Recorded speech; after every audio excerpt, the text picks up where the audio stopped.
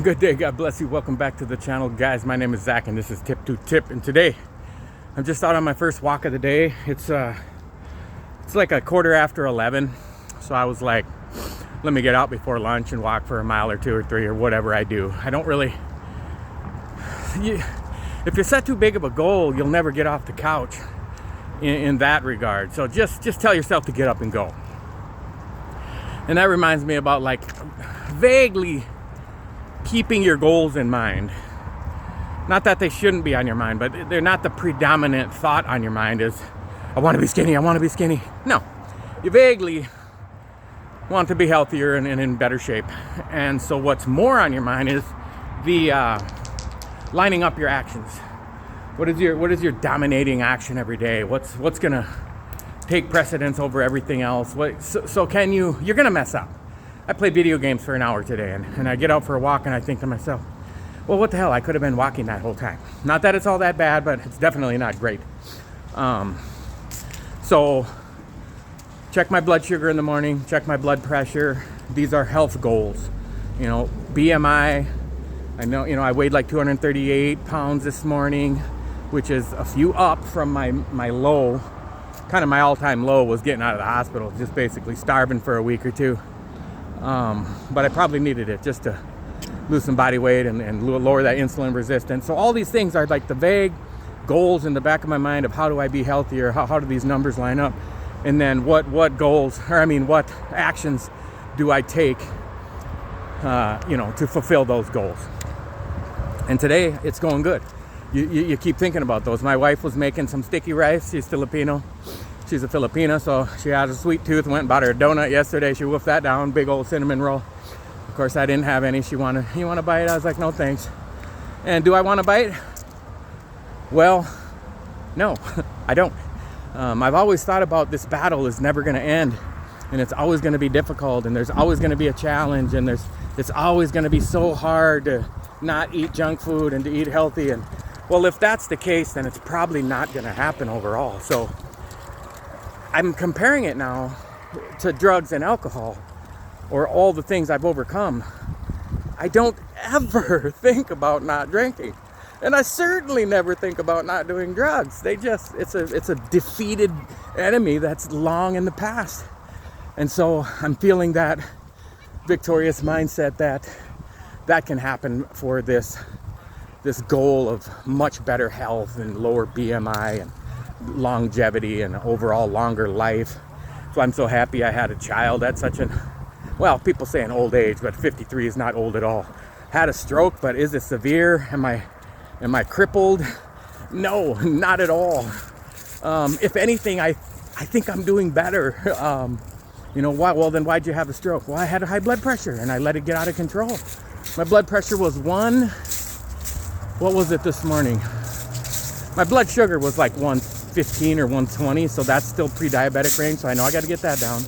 And my blood pressure was like 118 over 83.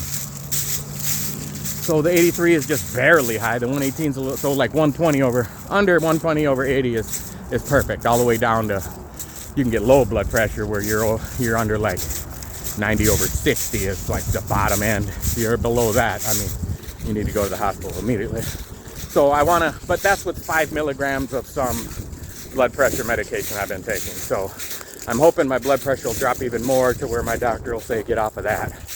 And so I'm off the steroids, I'm off the antacids or whatever they were, I'm off the Plavix, I'm off of everything except for a aspirin, which I don't mind taking, but I think I'm gonna slowly see if I can back off of that. We'll see what they say. And then the allergy medication, they got me on that for 30 days, so I'm gonna quit taking that just to make sure I don't break out in hives again. But it was because of that other blood pressure medication, or some of them.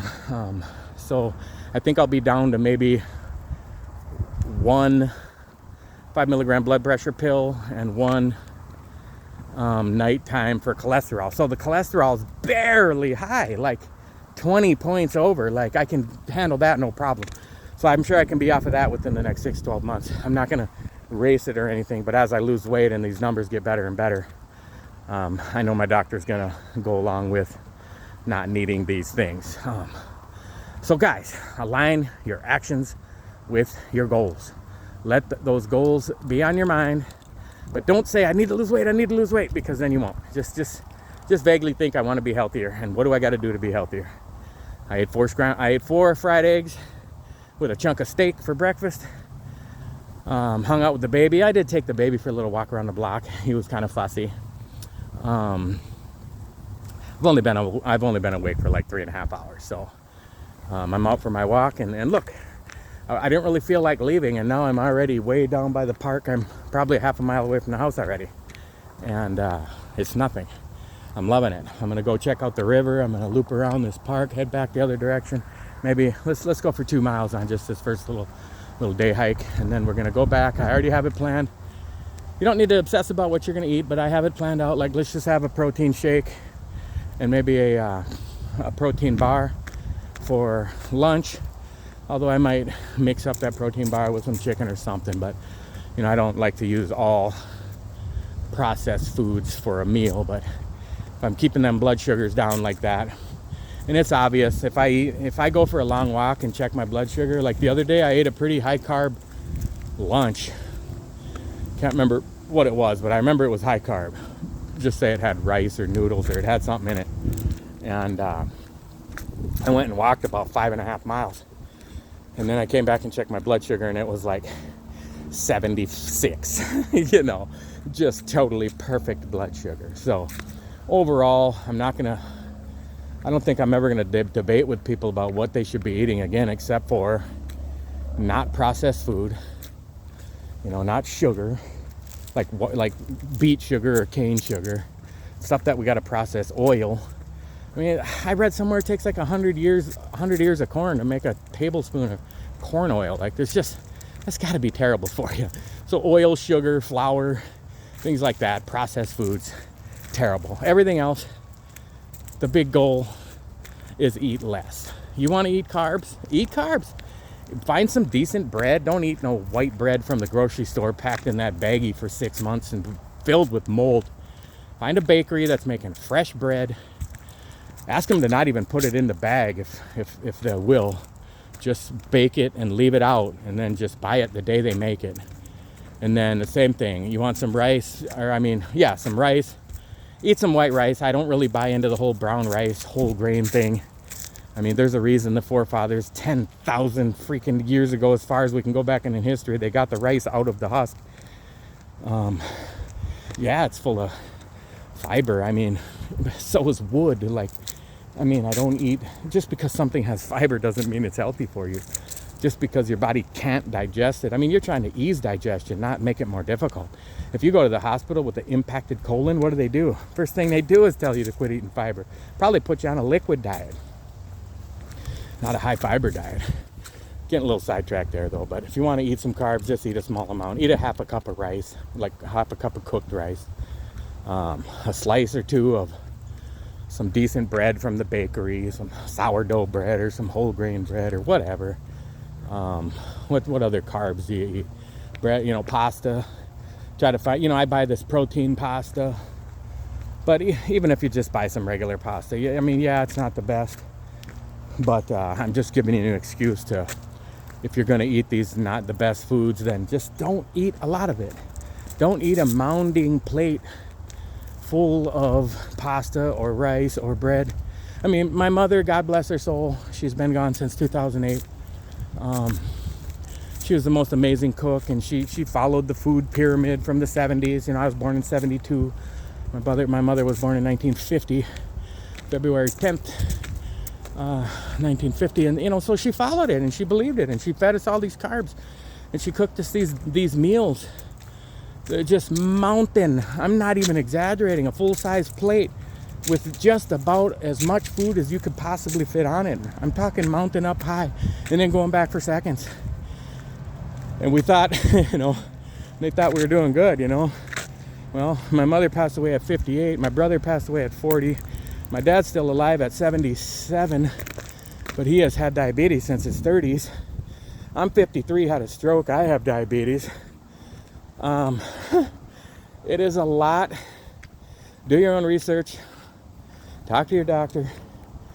But figure out why, especially if you're diabetic or pre-diabetic, or if you got a pot belly, you're definitely heading in the wrong direction. Even if your doctor hasn't told you have any diseases, you probably have elevated insulin levels for sure. It's also tied together. For example, 90%, I think, I got to Google it again, but last I looked, I think it said 90% of diabetics have high blood pressure. And they don't really know why. Like, why is that? Even if it's under control, why is it? Well, it's not under control. Pumping your body full of pills and insulin shots to make it sound like your blood sugar's low. You literally have to eat bowls of candy to keep your blood sugar up to not die from those pills and those shots. So that's messing up your insulin. Your pancreas is pumping this all out. And somewhere in there, I'm not claiming to know all the answers, is where this insulin resistance is tied to the high blood pressure. Because as soon as I start eating healthy, I can test all my numbers like when they're really bad. Blood sugar 300, blood pressure 200, like death high. That just a couple days of eating right and those numbers just completely reverse and get a whole lot better. And I'll do it for weeks, and I'll do it for months, and I'll do it for the rest of your life, and these problems are just gone. I've always told people the best thing that ever happened to me on January 23rd, my doctor called me, January 23rd, 2016, my doctor called me and said, hey, I think I know what your problem is, why you don't sleep, why you're urinating so much, why you're so tired all the time, you have type 2 diabetes. And I completely changed my life. I weighed 315 pounds on January 23rd. April 1st, I weighed 245 pounds.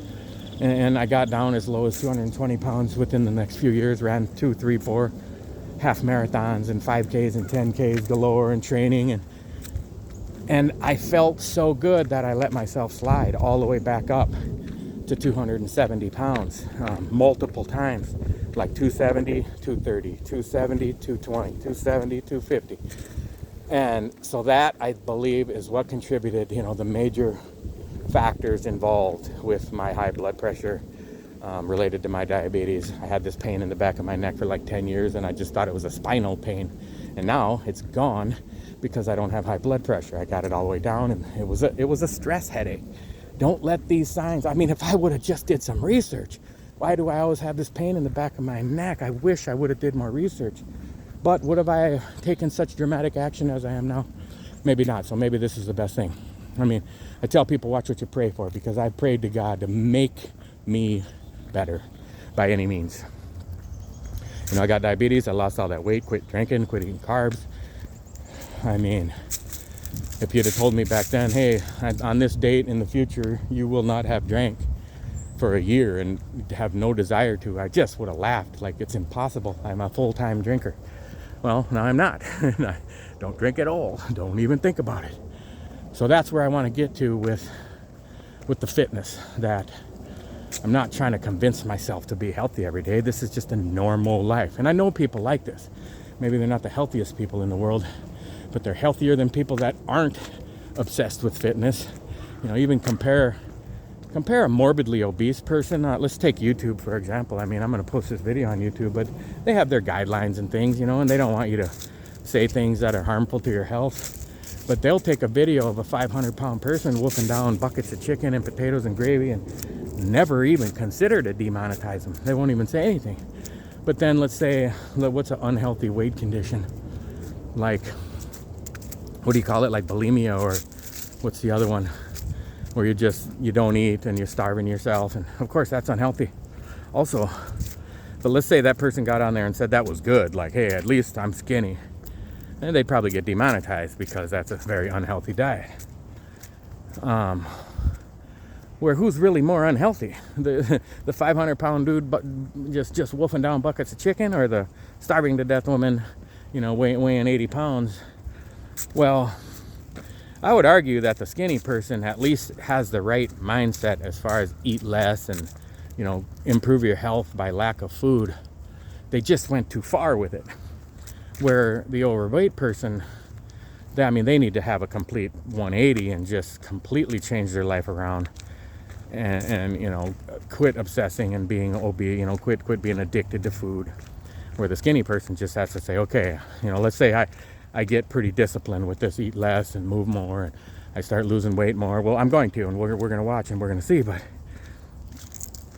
I'm not going to go too far with it. You know, am I going to be 190 and feel great, 180 and feel great, 170 and feel great? You know, we'll see. So anyway, guys, that's where it's at. We're at about 20 minutes, 15 minutes. God bless you. I love you. Jesus loves you. And I'll catch you in the next video.